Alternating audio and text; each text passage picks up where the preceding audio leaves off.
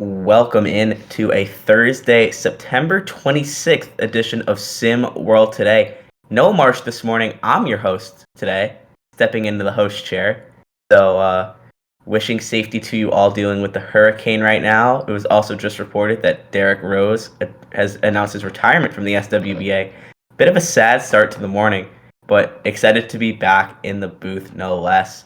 I'm joined by J.R. Storm today. How are we doing on this fine Thursday, J.R.? I'm doing great, happy to fill in this morning and ready to talk some ball. Definitely plenty of ball to talk, but let's start on the gridiron. Thursday night football tonight, New York Giants, Dallas Cowboys, NFC East rivalry. The Cowboys have had their way with New York in recent seasons, but the Giants, now with Malik Neighbors, they're fresh off a win. Dallas has looked largely unimpressive early on this season. Is there any chance the Giants can pull off the upset? I think the possibility is always there, but they are going to need another outstanding performance from Malik Neighbors. Plain and simple, they're going to need Malik Neighbors to step up big time again. Do you think that there are some red flags flying in Dallas after what you've seen recently? I think definitely, I think the running game, everybody figured coming into the season was going to be a struggle. That has turned out to be the case. The offensive line has not been very good. And the defensive line has had its moments as well to where it's kind of been the struggle bus. So definitely a must-win game situation for not just Dallas, but for New York, I think, as well, because they're both in their very own unique, precarious situations. Of course, a game like this, on primetime, division rivalry, it's a game you never want to lose. But as our resident New York Giants fan, I have zero faith in Daniel Jones. I think he is the worst starting quarterback in the SWFL, and I don't really want to get into that debate because I think that there's a lot of opinions about that. I know March would have my head on a stick right now for saying this, so maybe I'm taking advantage of his absence a little bit. But I think Jones is terrible. Yeah. Daniel Jones... I'm excited to see them move on. Yeah.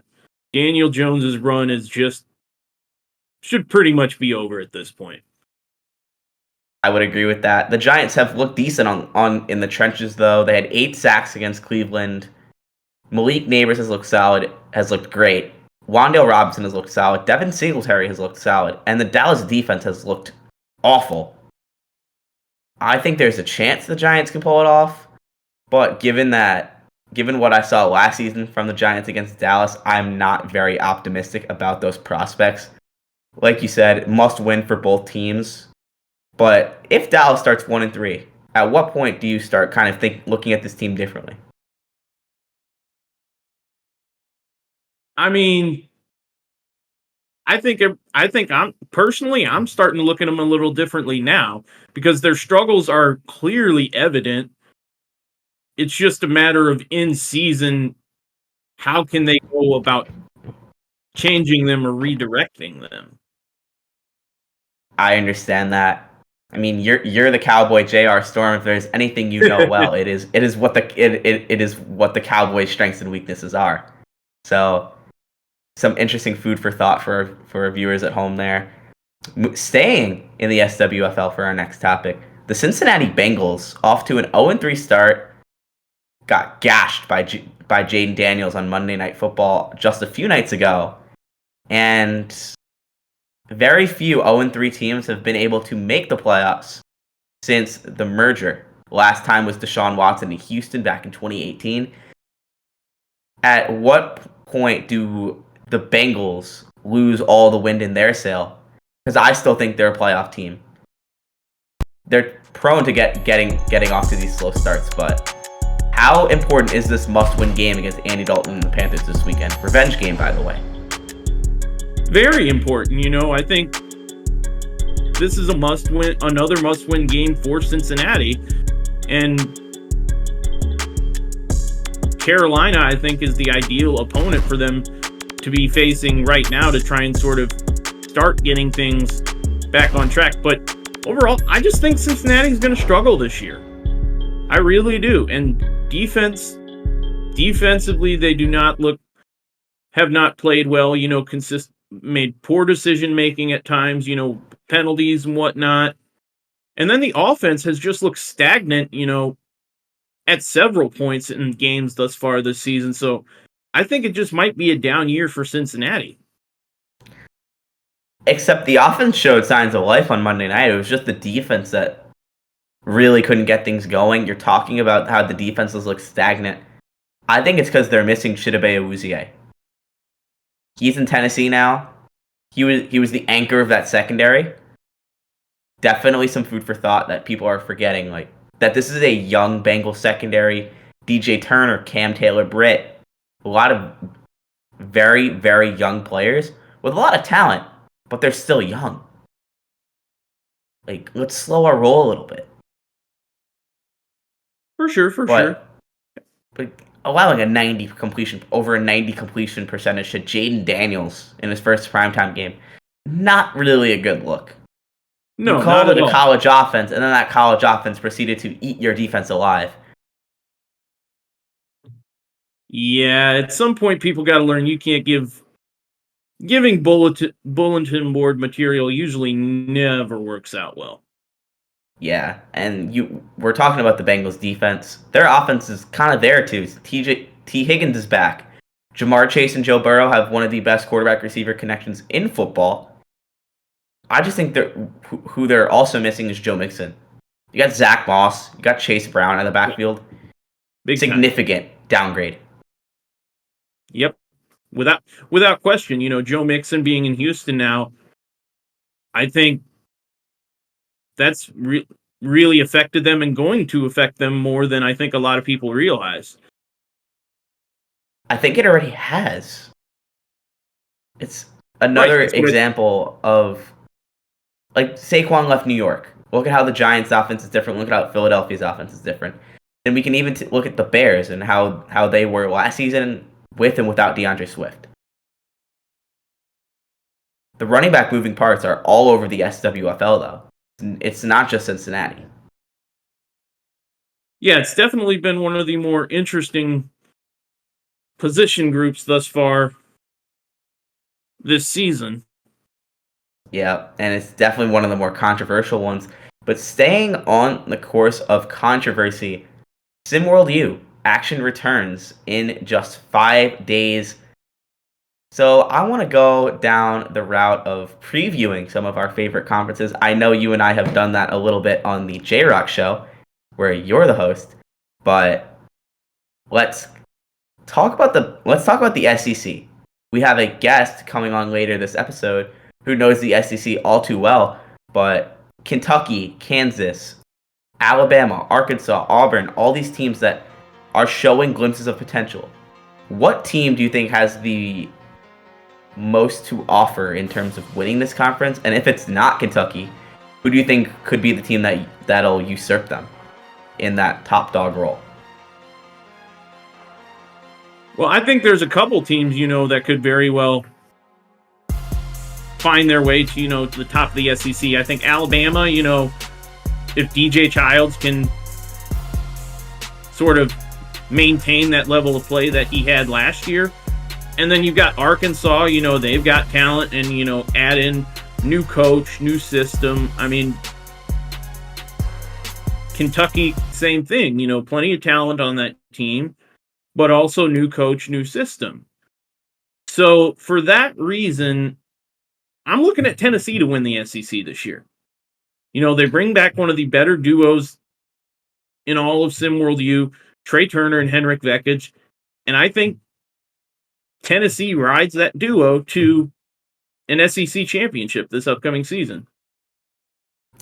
I was between Kentucky and Tennessee, the Glory Tate Jamison Johnson duo, or the Trey Turner Henrik Vekic duo are better than any duo had in Tuscaloosa, Auburn, Fayetteville.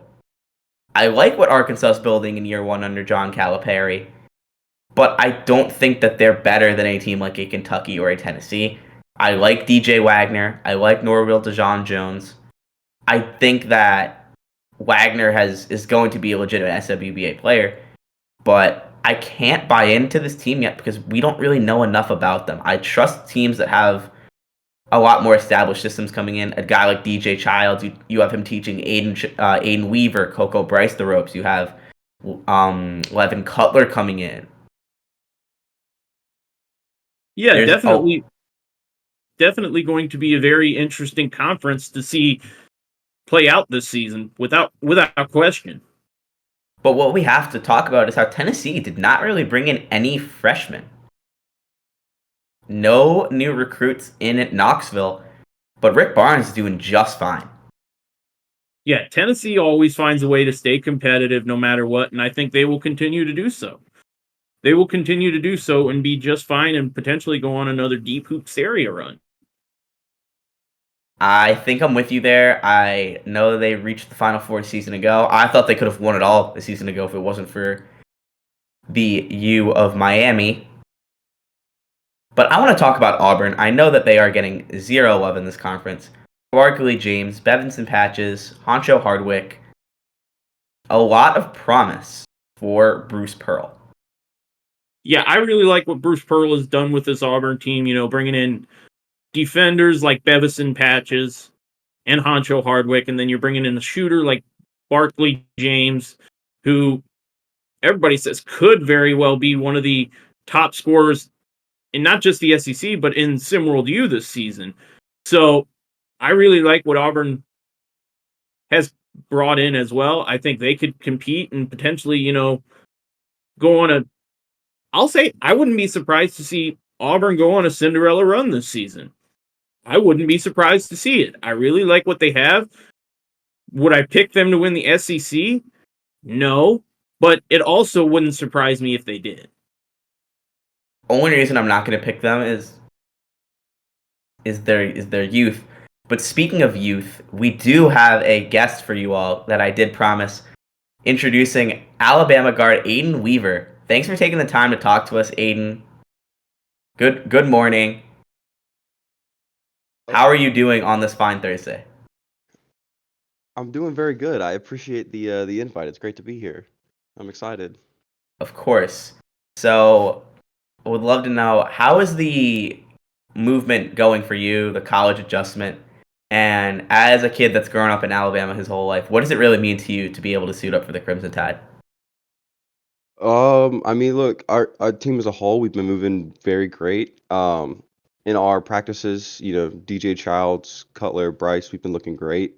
DJ hasn't been able to, practice a whole lot, but we've gotten some touches there. So we're looking good as a team. And what it means to play as Alabama, and to play for the Crimson Tide, it means a whole lot to represent the entire state. I am from Birmingham.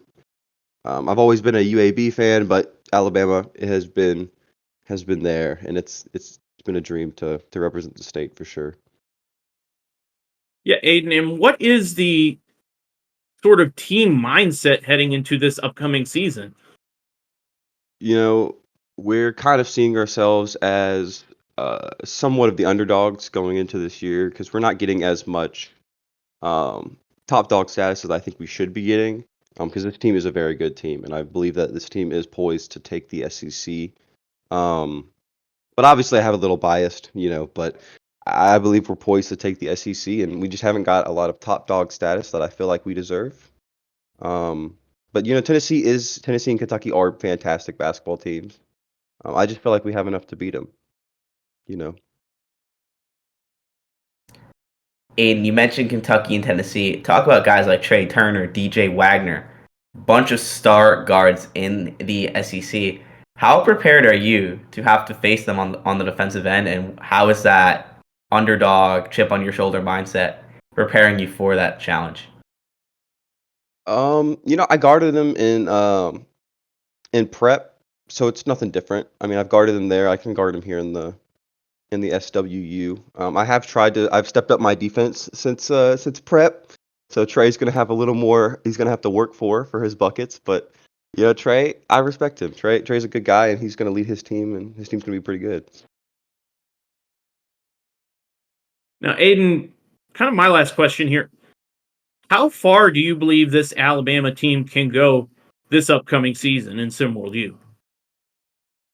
Realistically, I do believe this team is definitely a Final Four team. I believe we can be in the conversation for that.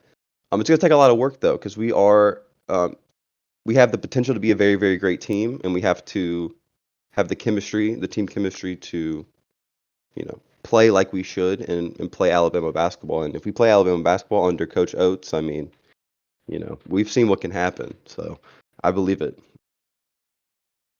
Thank you for taking the time, Aidan. That is all we got for you. I wish you the best of luck coming the season. Wishing Alabama the best of luck coming the season.